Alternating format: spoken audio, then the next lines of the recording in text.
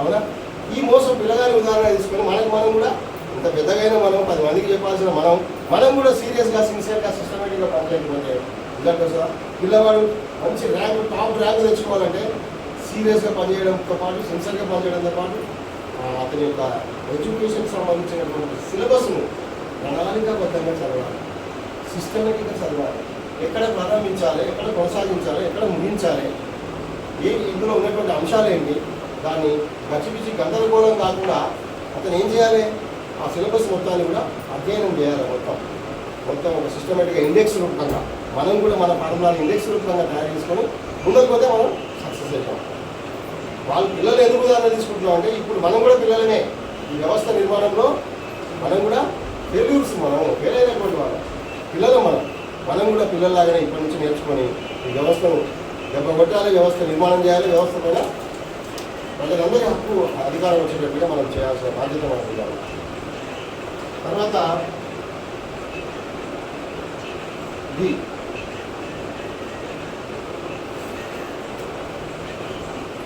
Plus D is equal to capital D. అది కూడా DA వస్తుంది, ఆన్సర్ డిఏ వస్తుంది. ఏంటి దీనికి నేను ఎవరు తీసుకున్న ఉదాహరణ? ఈ డీకి చాలామంది ఉన్నారు కాబట్టి చాలామందికి నేను చెప్పగలుగుతా ఉదాహరణలు. కానీ ఈ వీళ్ళ పేర్లు ఎందుకు తీసుకున్నా అంటే అక్యురేట్గా వాళ్ళ జీవితంలో సాధించి చూపించారు కాబట్టి మనం తీసుకున్నాం. మనకు దగ్గర ఉండేటువంటి ఈ ఉదాహరణలు, ఎగ్జాంపుల్స్. దూరంగా ఉండే ఎగ్జాంపుల్స్ చెప్తే ఉపయోగం లేదు. దగ్గర ఉండేది ఇవి. కాంశీరామ్ గారు మన ముందర దగ్గర ఉండి మన మధ్యలో ఉండి మన మధ్యలో సైకిల్ని తిరిగి ఖర్చు పెట్టి ఒక మహిళను మాయావతి గారిని ముఖ్యమంత్రిని చేసి అమ్మ నువ్వు ముఖ్యమంత్రి అని చెప్పేసి నిస్వార్థంగా రాజ్యం తెచ్చిన నాకు కావాలి ముఖ్యమంత్రిని అడగలే, నేను చేస్తా అన్నాడు. ఒకసారి కలుస్తుంది మాయావతి గారు, సైకిల్ తీసుకొని పోతుంటే మాయావతి గారు అందరిలాగే మనలాగే ఇట్లా కలుస్తారు. కలిస్తే ఏమమ్మా ఎవరు నువ్వు అంటే నేను ఫలానా చూడండి. ఏం పేరమ్మా నీ పేరు అంటే మాయావతి. ఏం కావాలనుకుంటున్నావు, ఏం చేయాలనుకుంటున్నావు అని అంటారు. నేను ఐఏఎస్ కావాలనుకుంటున్నాను సార్ అని అంటారు. అవి చెప్తారు. చెప్తే మా కాంశీరామ్ గారు ఏం చెప్తారంటే నువ్వు ఐఏఎస్ కావాలనుకుంటున్నావు కదా, నీ వెనక 10 మంది ఐఏఎస్ తిరిగేటువంటి పదవి తీసుకుంటావు అంటారు. నిన్ను ఐఏఎస్ చేయడం కాదు, నీ వెనక 10 మంది ఐఏఎస్ వచ్చేటట్లుగా నేను తయారు చేస్తా, వస్తావా ఎంబడి అంటారు. వస్తా సార్ అంటారు. ఆమె కూడా ఎంత నమ్మకం కాంశీరామ్ గారు. నిజంగానే ఆమెను తీసుకొచ్చిండు, మంచి ఉపన్యాసకురాలను చేసిండు. నేను ఇప్పుడు చెప్పినా కదా మిమ్మల్ని ఎమ్మెల్యేలు చేస్తాను చెప్పినా కదా, అట్టనే కాంశీరామ్ గారు చెప్పిండు, చేసిండు. ఎమ్మెల్యే గెలిపించిండు, ముఖ్యమంత్రిని చేసిండు. తర్వాత ఆమెకు అధికారాన్ని కట్టబట్టి మొత్తం స్త్రీ అంటే ఏమీ చేయలేదనేటువంటి స్థితి నుంచి స్త్రీ అన్నీ చేయగలదని నిరూపించింది. అది కూడా మన దళిత స్త్రీ చేయగలదనేటువంటి నిరూపించింది. ఇది ప్రాక్టికలే కదా, ఇది చెప్పుకోవడం కరెక్టే కదా. మనం ఎగ్జాంపుల్ ఇక్కడ ఈ డి ప్లస్ డి ఇదే మనకు చాలా కీలకమైంది మన ఫార్ములాకి. ఎందుకు కీలకమైంది అంటే మామూలు నీ టైం కేటాయించడం, నీ టాలెంట్ కేటాయించడం, తర్వాత నీ యొక్క ట్రెజరీ కేటాయించడం, నీ టార్గెట్ తీసుకోవడానికి నేను ప్రణాళిక చేసాను, అందుకోసం నేను ప్రయత్నం చేస్తున్నాను. తర్వాత సీరియస్గా పనిచేస్తున్నావు, సిన్సియర్గా పనిచేస్తున్నావు, సిస్టమేటిక్గా చేస్తున్నావు. అరే పలానా వ్యక్తి బాగా సీరియస్గా పనిచేస్తున్నాడు అంటే నువ్వు ఎవరి కోసం పనిచేస్తున్నావు గుర్తుపట్టినాడు, నేను ఆ తెలిసి వదిలిపెట్టాలా? ఏం చేస్తున్నాడు? దేగతంగా చేస్తున్నాడు. అంటే వేల సంవత్సరాలు వాళ్ళ రాజ్యం కూలిపోతుందంటే వాళ్ళు చూసుకుంటున్నా. మనం అంటే ఏమన్నా జరిగిందని రెస్పెక్ట్ తీసుకున్నాం.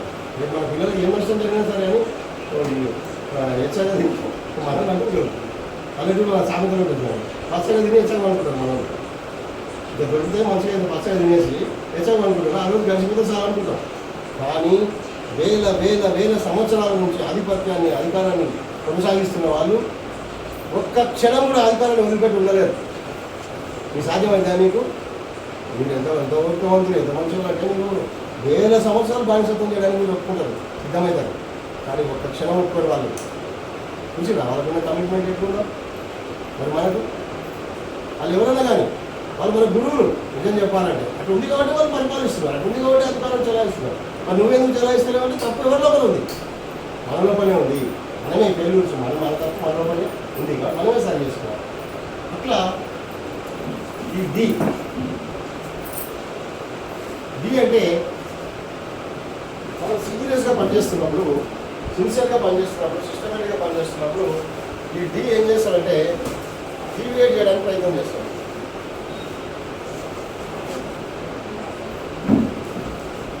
నిన్ను పక్కన తప్పించా వేరేది కాదు, దీన్ని దృష్టిని మళ్లించడానికి ప్రయత్నం చేస్తావు. ఎందుకంటే నువ్వు ఈ పనిలోకి వస్తే నువ్వు గమ్యం చేరుకుంటావు, నువ్వు పనిలోకి వస్తే సక్సెస్ చేసుకుంటావు.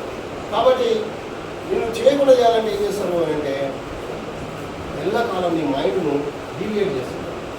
ఏం చేస్తావా, మంచిగా ఏదో ఉందో దాంట్లో మంచిగా చేసుకుంటే తప్పకుండా లోన్ వడ్డీలో మంచిగా తెచ్చుకోవడానికి ఆగి ఉండట, ఎందుకు ఆయనకి దీర్ఘకాలిక లక్ష్యాలు అవసరం అని ఇట్లా అని చెప్పేసి డిబేట్ చేస్తారు. ఇది చిన్నపిల్లల్లో తీసుకున్నాం ఉదాహరణకి. చిన్నపిల్లల్లో తీసుకుంటే ఆ పిల్లలు చూసాడు ఇంటెలిజెంట్ పిల్లాడు, ఏదో పిల్లాడు కానీ ఇంటెలిజెంట్, మంచిగా చదువుకుంటుంటాడు. స్కూల్లో టీచర్ చెప్పినవి, అమ్మ చెప్పిన మాటలు, నాన్న చెప్పిన మాటలు, అందరూ చెప్పిన మాటలు ఇలా పిల్లలు మంచి గొప్పగా ఎదిగి క్లాస్ 1 నెంబర్ 1గా తయారవుతున్నాడు. అప్పుడు ఏం చేస్తాడంటే ఈ ఒక అసమర్థుడు అని కూడా ఉంటాడు, నేను క్లాస్ ఫస్ట్ వస్తుంది వీళ్ళు నాకంటే ఎక్కువ టైం కేటాయించే, నాకంటే ఎక్కువ చదవబట్టే, నాకంటే ఎక్కువ ప్రజెంటేషన్ చేయబట్టే, చాలా కూడా గొప్ప మార్కులు ఉండబట్టే నేను ఏం చేయాలని వాడు ఏం అనుకుంటాడు అసమర్థుడు చెప్పండి. దీన్ని డీవియేట్ చేయాలని చూస్తున్నాడు చదివేటోడు. మనల్ని కూడా అట్లనే ఈ అమ్మ చాలా టాలెంట్ పర్సన్, ఆమె ఏం చేయాలి సరిగ్గా రూట్లో ఆమె పోయిందనుకో మనం అందరికీ కథం చేసి పారేసేదా, ఆమెను డైవర్ట్ చేయాలి, ఆదిలోనే డైవర్ట్ చేయాలి, డివేట్ చేయాలి, డైవర్ట్ చేయాలి, డిస్టర్బ్ చేయాలి. ఇదే ప్రయత్నం చేస్తున్నారు. నీ పక్కకి ఏమైనా ఎక్కడ పోతుందా ఏమో చేసి వచ్చి వాళ్ళకి ఎప్పుడు మీ మీదే ఉంటుంది క్రమం. అప్పుడు ఏం చేస్తుంటారు మనతో వాళ్ళే వచ్చి మంచిగా మాట్లాడుకుంటేనే మనం డివేట్ చేస్తుంటారు, డైవర్ట్ చేస్తుంటారు. మీరు ఏమనుకున్నారు ఇక్కడికి రావాలని అనుకున్నారు. ఉదాహరణకు మీరు సికింద్రాబాద్ నుంచి బయలుదేరి ఇక్కడికి వస్తుంది. అప్పుడు ఏం చేస్తాడు శత్రువు, ఏం చేస్తాడు శత్రువు, ఎందుకు శత్రువు అంటే నీ అభివృద్ధికి వ్యతిరేకం కాబట్టి నీకు శత్రువు వాడు. నీ అభివృద్ధిని కోరుకోకుండా నీకు నాశనం కావాలని కోరుకున్నప్పుడు నీ శత్రువా మిత్రువా? శత్రువు. నీ శత్రువు ఎల్లకాలం నీ ఎంబడి నీడలాకుంటాడు. ఇంటి ఏం చేస్తాడు నీ శత్రువు, నువ్వు సరైన దారిలో నడవకుండా డిబేట్ చేస్తాడు. ఇక్కడికి రావాలని కోరుకుంటాడు, హ్యూమన్ రైట్స్ కాడికి రావాలని. హ్యూమన్ రైట్స్ కాడికి వస్తే నీకు జ్ఞానవంతులు అవుతావు, ధైర్యం వస్తుంది, పోరాడే శక్తి వస్తుంది, 10 మంది ఎదిరించే శక్తి వస్తుంది, నీకు ఒక స్వయం శక్తి అనేటువంటి ఒక కాన్ఫిడెన్స్ వస్తుంది, ఆత్మవిశ్వాసం వస్తుంది. కాబట్టి ఈ మధ్యకాలంలో చాలా తేడా వచ్చింది. ఉదాహరణకు పేరు భారతం అనుకున్నాం, గౌరవం భారతంలో చాలా మార్పు వచ్చింది.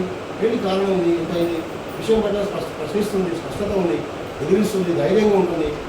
ఎట్లా అంటే ఇది కారణం. మనం అయితే అది ఓన్లీ కూడా చేయాలి, అక్కడ ఓన్లీ కూడా చేస్తే మనం చెడగొట్టడం అయితే. అట్లా ఈ పిల్లగాడు చదవని పిల్లగాడు ఎట్లయితే మంచిగా చదువుకునేటువంటి చెడగొట్టడం అట్లా డీవియేట్ చేస్తారు ఫస్ట్ వచ్చిన వాళ్ళు. అంటే పక్కతో పడి సరే పిల్లలా బయట కొంచెం ఆడుకుంటుందా, ఓటిలాట ఆడుకుంటుందా అని పిలుస్తారు. వాళ్ళు ఏం చేస్తారు, ఏమవుతుందామా హ్యూమన్ రైట్స్ మంచి హీరోలు వచ్చినాయంట, మెసేజ్ అవుతుందా అని డైవర్ట్ చేస్తారు. ఈ టైం విలువైన సమయం ఇక్కడ కేటాయించకుండా అక్కడ డీవియేట్ చేస్తారు. తర్వాత డైవర్ట్ చేస్తారు. నువ్వు ఇక్కడ రావాలనుకున్నావు, సికింద్రాబాద్ నుంచి నీ రూట్ ఇక్కడ మ్యాప్. అప్పుడు ఏం చేస్తారు, పోదాంలే కానీ అడిగే పోదాం, మనం వద్దంటే మనం వ్యతిరేకిస్తుంది కదా, పోదాంలే కానీ మనం అట్లా పోయి అట్లా మహేశ్వరం మీద పోయి తిరిగి మహేశ్వరంలో చూసుకొని వీడిపోతాం అంటారు. అంటే వాళ్ళ టార్గెట్ ఏమో తీసుకోవడానికి ప్రయత్నం చేస్తారు, మనకి ఇక్కడ లేట్ కావడానికి, మనం ఇక్కడికి అటెండ్ కాకుండా ప్రయత్నం చేస్తాం. ఈ ఎత్తులు చిత్తులు చాలా ఎక్కువ ఉంటాయి, మనం చూసే కదా అలా ఉంటాయి. కానీ మహా మేధావులు సుప్రీంకోర్టు జడ్జిలనే ఇక్కడ డీవియేట్ చేస్తున్నారు, డైవర్ట్ చేస్తున్నారు, డిస్టర్బ్ చేస్తున్నారు. మనం ఎంత కాబట్టి ఇది చాలా కీలకమైనటువంటిది అనమాట. నువ్వు టైం కేటాయిస్తావు, టాలెంట్ ఉంది నీకు, టాలెంట్ కేటాయిస్తావు, నీ ప్రెజర్ మొత్తం డబ్బా తోడు నీ ఆశయం కోసం కేటాయించి సిస్టమేటిక్గా పనిచేస్తున్నావు, నువ్వు మలుచుకున్నావు ఒక శిల్పిలాగా. అదేవిధంగా మంచి సీరియస్గా పనిచేస్తున్నావు, సిన్సియర్గా పనిచేస్తున్నావు, పూర్తికాలం వెచ్చిస్తున్నావు, సిస్టమేటిక్గా పనిచేస్తున్నావు, నీకు రిజల్ట్ కొద్ది దూరంగా ఉంది. అప్పుడే ఇదేదో జరుగుతుందని వాళ్ళు పసిగడతారు, ఇదేదో జరుగుతుందని పసిగడతారు. పసిగట్టినప్పుడు ఏం చేస్తాడంటే నువ్వు డీవియేట్ చేయడానికి ప్రయత్నం చేస్తాను, అంటే ఇక నీ గమ్యం నుంచి నేను దూరం చేయడానికి ప్రయత్నం చేస్తాను. ఫస్ట్ డీవియేట్ చేస్తాను. ఏమవుతావులే అంటే రేపు పోదాంలే, మనం 20 కాడికి రేపు పోదాంలే, ఇవాళ అయితే ఇంటికి పోయేస్తాను, నాకు ఇంపార్టెంట్ అని. నీకు నీ లక్ష్యం పట్ల దృఢంగా ఉంటే ఏం చేస్తావు, అవతల కొట్టిపారేస్తాం, కొట్టిపారేసి నీ లక్ష్యం కోసం ఇంటికి వస్తాం మనం, అవునా? తర్వాత ఇంటలేదు కదా, ఏది భారతం ఏదో చెప్తే ఇంటలేదు, మరి ఏం చేద్దాము అంటే అది డైవర్ట్ చేద్దాం. ఏం చేద్దాం, ఇక్కడ వరకు పోయి అక్కడ వరకు పోయి అక్కడి నుంచి ఇక్కడ వచ్చే వరకు ఇది క్లాస్కి అటెండ్ కాకుండా చేయాలి. క్లాస్కి అటెండ్ అయితే జ్ఞానవంతురాలు అవుతుంది. కాబట్టి ఏం చేయాలి, డైవర్ట్ చేద్దాం. డైవర్ట్ అంటే మనిషినే డైవర్ట్ చేస్తారు, ఆలోచన ఏమో డీవియేట్ చేస్తారు, ఇక్కడ మనిషినే డైవర్ట్ చేసే ప్రయత్నం చేస్తారు.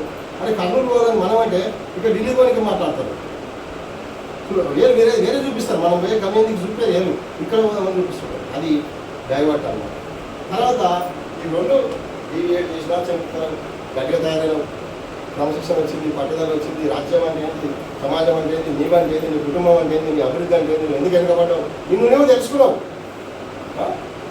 నువ్వు తెలుసుకున్నావు, నీ బాగు కోసం నువ్వు మర్చుకోవడానికి, నువ్వు అభివృద్ధి కలగడానికి ప్రయత్నం చేస్తున్నావు, గట్టిగా ఏం సమస్య లేదు, రాజీ లేని పోరాటం చేస్తున్నప్పుడు చివరికి వినకపోతే ఏం చేస్తారంటే డిస్టర్బ్ చేస్తాం. ఈ డిస్టర్బ్ ఏం చేస్తారంటే, అరే నువ్వు ఆ పార్టీ ఎత్తుకొట్టుకున్నావు, ఎక్స్పెక్ట్ బయటికి రారా, లేదు నాకు నచ్చింది ఉన్నా బాబాయ్ నాకు గురించి ఇచ్చిపెట్టానంటే అక్కడ వింటలేదు, మన వాడు వినడు, వాడు అదే పార్టీలో ఉన్నాడు, అదే హ్యూమన్ రైట్స్ అనేది పనిచేస్తాడు, అక్కడే ఉంటాడు వీడు, మన చేతికి జారిపోతాడు, ఇక అయిపోయింది లాస్ట్ మూమెంట్. ఏం చేయాలి, భార్యకు భర్తకు మధ్యలో పంచాయతీ పెడతారు, అన్నకు తమ్ముడికి మధ్యలో పంచాయతీ పెడతారు, తండ్రికి కొడుకు మధ్యలో పంచాయతీ అంటే వాడు ఇంట్లోనే కొట్టుకొని సావాలి, నువ్వే వెళ్ళిపోతావు బయటికి, నీ ఇంట్లోనే నీకు పంచాయతీ పెడతావు, నీ ఇంట్లోనే నీకు డిస్టర్బ్ చేస్తాడు, లేదంటే పక్కింటి వాడు తాగి వచ్చి వాడు వచ్చి దినాన్ని జరగొట్లాడేటట్టు చేస్తుంటాడు, డిస్టర్బ్ చేస్తుంటాడు, నీకు నేను ఇంకా కాన్సన్ట్రేషన్ నేను దెబ్బతీయడానికి ప్రయత్నం చేస్తుంటాడు, లాస్ట్ వినకపోతే అది కంగ్రాపురం ఎవరో చూడగానే అనిపిస్తుంటారు. అట్లా వచ్చిన వాళ్ళే మీరంతా హ్యూమన్ రైట్స్ కేసు పెట్టి మీకు వచ్చిన వాళ్ళు కదా. కాంగ్రెస్ ప్రభుత్వం ఏం చేస్తారని బలంగా దౌర్జన్యంతో దుర్మార్గంతో దాడులు చేస్తేనే మనం ఆ ప్రజలను రక్షించడం కోసం అనుకుంటున్నాం.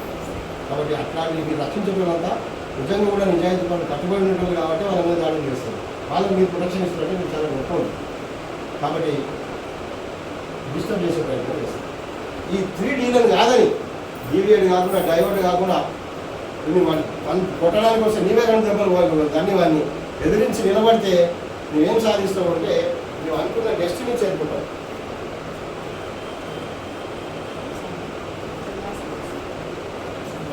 డెస్టినీ అంటే గమ్యం, నువ్వు ఎక్కడ చేరుకోవాలి, హ్యూమన్ రైట్స్ కాదు చేరుకోవాలనుకున్నావు, చేరుకున్నావు అంతే. ఇంకా అక్కడ ఏ అడ్డంకులు ఎన్ని వచ్చినా కానీ ఎదిరించడం. కాబట్టి D+D+D = D, అది కూడా క్యాపిటల్ D, డెస్టినీ. నీ గమ్యం, నువ్వు చేరుకోవాలనుకున్నది చేరుకున్నావు, నీ గమ్యాన్ని చేరుకున్నావు, ఇది డెస్టినీ. కాబట్టి దీని మొత్తాన్ని నేనేమందంటే మన ఫార్ములా EDS అని అన్నారు.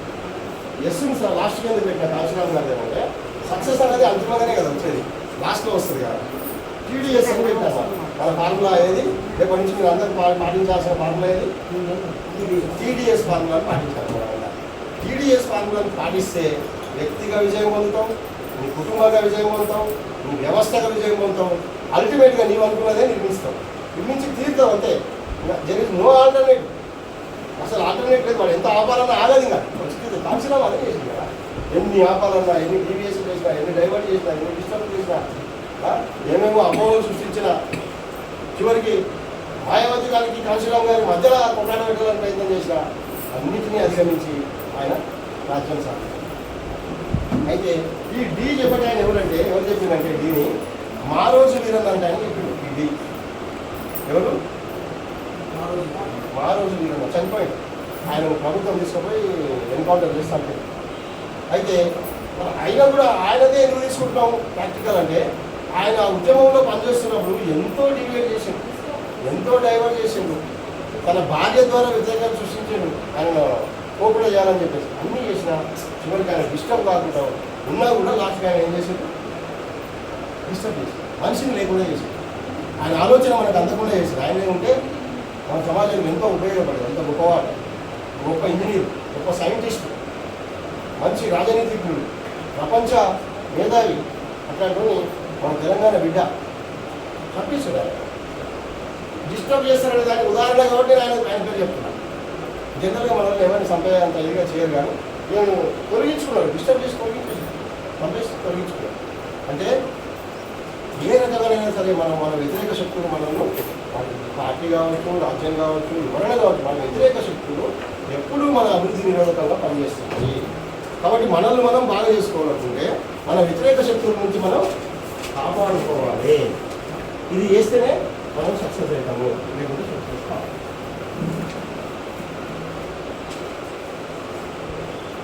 ఇదే ఫస్ట్ ఎందుకు చెప్పిన అంటే సర్వానికి మూలం ఈ ఫార్ములానే. మీరు ఒకసారి లోపలికి వెళ్ళి ఒకసారి అధ్యయనం చేసి డిస్కస్ చేసి చూడండి. సర్వానికి మూలం ఈ ఫార్ములానే. మీరు ఏం చేయాలన్నా ఈ ఫార్ములానే. దీని కాదని ఏం ఉండకపోయేది లేదు. ఇక అన్ని దీంట్లో ఇమిడి ఉన్నాయి, నిశ్చితమై ఉన్నాయి.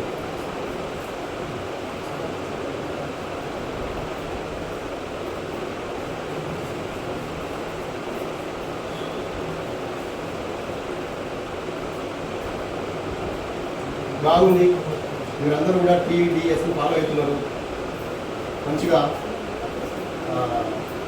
సక్సెస్ను సాధిస్తున్నారు మీరు, బాగుంది. ఈ సక్సెస్ సాధించేటువంటి క్రమంలో మనం ముఖ్యంగా ప్రతి మనిషి కూడా లక్ష్యం కలిగి ఉండాలి. ఒక నిర్దిష్ట లక్ష్యం. వాళ్ళకి అన్నిటిగా అర్ధగంటలో చందమానం చేస్తాను ఇప్పుడు చెప్పినట్టు నిర్దిష్ట లక్ష్యం, స్పెసిఫిక్ ఎయిమ్. స్పెసిఫిక్ ఎయిమ్ అంటారు. నిర్దిష్ట లక్ష్యం అంటే ఆచరణాత్మకమైనది, సాధించగలిగేది, మనము పొందగలిగేదే నిర్దిష్ట లక్ష్యం. మనం ఎవరైనా సరే లక్ష్యం లేని మనుషులు వృధా. లక్ష్యం లేని మనుషులు వృధా. ఆ జీవితమే దరగా శవంతో సమానం. వాకింగ్ డెవిల్స్ అంటారు. మనం లక్ష్యం లేని వాళ్ళని ఏమంటారు? నడుస్తున్న దయ్యాలు అంటారు. లక్ష్యం లేని వాళ్ళని ఏమంటారు? Walking devils. నీ బుర్రలో ఏం లేదు, అంత విలువైన ఆకాశాన్ని అందుకోగలిగేటువంటి తెలివైన బుర్ర ఉండి కూడా బుర్ర పని చేస్తుంది. ఆలోచన లేదు ఆ బుర్ర అని చేయట్లేదు. అందుకోసం ఖచ్చితంగా ప్రతి ఒక్కరూ మనం ఏం కలిగి ఉండాలంటే నిర్దిష్ట లక్ష్యం కలిగి ఉండాలి. ఎయిమ్, స్పెసిఫిక్ ఎయిమ్ కలిగి ఉండాలి. తర్వాత ప్లస్ దానికి ఆ లక్ష్యం ఉంటే గొప్ప కాదు, ఆ లక్ష్యం ప్రాక్టికల్ కావాలి, అమలు కావాలి, కింద పని చేయాలి. ఒక మంచి జాకెట్ కుట్టాలని అనుకున్నారు మీరు, మంచి ఎంబ్రాయిడరీ, ఒక పెళ్లి కూతురు అద్భుతమైనటువంటి జాకెట్ కుట్టాలనుకున్నారు. అదొక లక్ష్యం. అంటే పైసలు ఆడగా, పైసలు ముఖ్యం కాదు, కళ, టాలెంట్ ఇంపార్టెంట్ అన్నమాట. ఒక్కొక్కరు అది ఆమె తప్ప ఎవరు ఉంటారో భయ్ అని అందరూ ఆమె తెచ్చిస్తున్నారు. ఎందుకంటే ఆమె ప్రత్యేకత, అది ఆమె యొక్క గొప్పతనం. ఆమె గొప్పతనం ఎట్లొచ్చింది అంటే ఆమె ఒక నిర్దిష్ట లక్ష్యం పెట్టుకున్నారు. ఖచ్చితంగా నేను సాధించాలి, నేనే టాపర్ కావాలి, అందరికంటే నేనే మెప్పు పొందాలి అనుకున్నది. కాబట్టి దానికోసం పనిచేసి అట్లా పనిచేసే క్రమంలో నిర్దిష్ట ప్రణాళిక ఉండాలి, స్పెసిఫిక్ ప్లాన్ ఉండాలి. ప్లాన్ లేకుండా ఆమె గజిబిజి కొడితే ఇక్కడ నిన్న ఎక్కడ పోతుంది, అక్కడ నిన్న ఇక్కడ పోతుంది, ఎక్కడ ఉంటుంది ఒక పక్క ఈ పక్క గుండి పడుతుంది, ఈ పక్కనేమో లూజ్ అవుతుంది. అప్పుడే చెప్తారు వాళ్ళు, అబ్బో చాలా తెలియమంటారు వాళ్ళు, ఎప్పుడు తీసుకుని వచ్చారు. మీరు డాక్టర్ అయితే మీకడే మించిన పేషెంట్లు వాళ్ళు, కాబట్టి ఏందమ్మా ఇట్లా చూడగానే చెప్పేస్తారు. కాబట్టి నిర్దిష్ట కొలతలతో కూడినటువంటి యాక్షన్ ప్లాన్ ఎట్లయితే మనం చేస్తామో, ఒక జాకెట్ కుట్టడానికి అంత పని చేస్తున్నామంటే సమాజం మార్చడానికి ఎంత పని చేయాలి కదా. మరి అన్నప్పుడు స్పెసిఫిక్ ఎయిమ్ ఉండాలి మనకు. ఎయిమ్తో పాటు స్పెసిఫిక్ ప్లాన్ ఉండాలి, ప్లాన్ కరెక్ట్ ఉండాలి. మన ఇల్లు కట్టాలంటే మనం లక్ష తీసుకుని అంటారు ఇప్పుడు ముందే. అందుకని ఆ పాత ఇళ్ళకు కొత్త ఇళ్ళకు అదే తేడా. నిర్దిష్టంగా నీకు ప్లాన్ ఉంది కాబట్టి ప్లాన్ ప్రకారం కడతావు కాబట్టి నీకు అవుట్పుట్ వస్తుంది కరెక్ట్గా. అయితే ఇవన్నీ సాధించాలంటే మీరు ఒక మాట చెప్పారు, ఇల్లు సాధించాలంటే ఏం కావాలన్నారు? డబ్బులు కావాలి. మీ శక్తి, యుక్తి, డబ్బులు అన్నీ కావాలి. వీటిని మనం ఏమంటామనంటే నీ సొంత సైన్యం అంటాం. డబ్బు కూడా నీ సొంత సైన్యమే. ఒక రాజ్యం జయించాలన్న నీ సొంత సైన్యం. మంది సైన్యం వచ్చి నీకు రాజ్యం ఇస్తుందా? మా నీ సైన్యం, నీ కుటుంబ సభ్యులు నీకు పని చేస్తే నీకు రిజల్ట్ వస్తుంది. పక్క కుటుంబం వాళ్ళు వచ్చి నీకు చేస్తారా? కాబట్టి మన రాజ్యం మనం నిర్మించుకోవాలంటే మనకు సొంత సైన్యం ఉండాలి, మన సైన్యం ఉండాలి, ఆది తేరిన సైన్యం ఉండాలి, సుశిక్షితులైన సైన్యం ఉండాలి. ఒక్కొక్కరు 2.0 ఉండాలి. రజనీకాంత్ సినిమా చూస్తారు 2.0. రజనీకాంత్ ఏం చేస్తే 2.0 అన్నీ అవే చేస్తాం, వేరే పక్కకు పోవు అంతే. మనం కూడా, మనం అందరం కూడా మాధవాచారి 2, చంద్రరావు సార్ 2, మీరందరూ కూడా 2 కావాలి. అందరం ఒకటే కావాలి, మళ్ళీ వేరే తేడా ఉండదు. అంటే ఇక్కడ ఇచ్చిన నినాదము, ఇక్కడ ఇచ్చినటువంటి డెసిషన్ హిందీ వరకు కూడా అదే ఇంప్లిమెంట్ కావాలి. మనం ఏం తేడా ఉండకూడదు హిందీ పైన కూడా. కాబట్టి మనం నిర్దిష్ట లక్ష్యం, నిర్దిష్ట కార్యాచరణ ప్రణాళిక, నిర్దిష్ట సొంత సైన్యం, ఆచరణాత్మకమైన సైన్యం ఉండాలి. ప్రణాళిక కూడా ఆచరణాత్మక ప్రణాళిక కాకుండా ఆచరణ లేని ప్రణాళిక రూపొందించుకుంటే వేస్ట్. ఇది ఈరోజు చాలా నేను అనుకుంటున్నా. దీని మీద వాళ్ళ ప్రశ్నలు వేసుకున్నాం, చర్చించుకున్నాం. ఎక్కువ చెప్తే మనకు బోర్ వస్తుంది మనం నా కోపం వస్తుంది కొట్టుకుని ఆయన చెప్తే కానీ మీరు రావాలనుకుంటాం కాబట్టి ఇప్పుడు చెప్పండి ఒక్కొక్క ఆధారం మీద మనం డిస్కస్ ఎవరన్నా ఒకరు మీరే స్వయంగా లేచి మాట్లాడితే మీరు స్పీకర్స్ చెప్తారు లేచి మాట్లాడితే చెప్పండి భయపడదు ఎదుర్కోవద్దు ఎంత నేను ఎంత వస్తుంటే చెప్పండి ఓ నేను మాట్లాడినట్టే నా పదజాలు నిలబడు నేను పక్కకు నీ పేరు నీ పేరు నీ ఊరు చెప్పు చెప్పండి వినండమ్మా ఇప్పుడు అన్న మీరు పరిచయం చెప్పు ఒక నిమిషం రాజధానిలో ఉంటా రాజేంద్ర